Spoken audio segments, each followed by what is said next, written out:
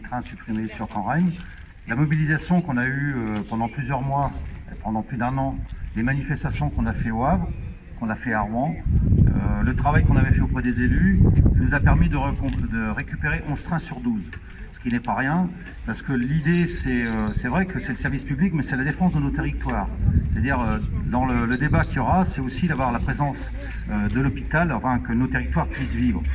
Et on va être reçu, alors je donne l'information, on avait tanné Morin lors de l'inauguration de la gare d'Alençon, et on devait avoir un rendez-vous qu'on n'a pas eu, et finalement Morin, on l'a obligé à contraindre la SNCF de le recevoir sur les problèmes qui sont posés pour les scolaires qui se rendent à Alençon le matin, ou les salariés qui arrivent à 9h05 au lieu de 8h40, enfin, c'est des problèmes majeurs, et aussi sur les trains au départ de Paris.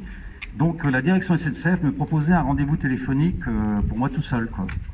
Alors je leur ai fait quand même une réponse un peu plus musclée. Je leur ai dit que c'était pas l'esprit, que Morin m'avait demandé de le tenir informé personnellement de l'évolution de la situation.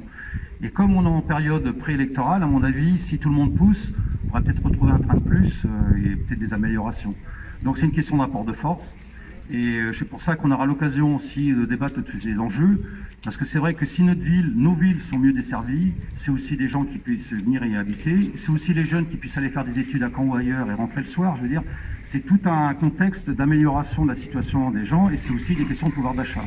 Donc tout ce travail sera expliqué et il y aura un débat sur le fret et après c'est aussi sur les services publics, des outils de justice et de cohésion sociale. Alors pour venir sur le fret, tu as eu raison de parler des suppressions d'emplois. Rien qu'en Normandie, ils prévoient supprimer 90 emplois au fret sur 150. Donc vous voyez comment on va relancer. Donc il y a des effets d'annonce sur un train qui ferait Cherbourg-Bayonne, peut-être un par semaine et encore. Alors il y a un député qui m'a demandé ce que j'en pensais. Moi, j'ai dit tu feras comme moi, on fera comme les vaches, on les reviendra passer, c'est tout. Ça veut dire ça n'a rien à voir avec la relance économique.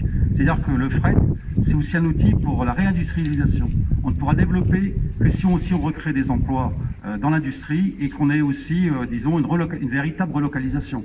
N'oubliez pas que le port du Havre est à 90% chinois. Donc c'est bien que le port du Havre se développe, mais c'est aussi bien que notre industrie locale se développe. Donc tous ces enjeux vont être au cœur.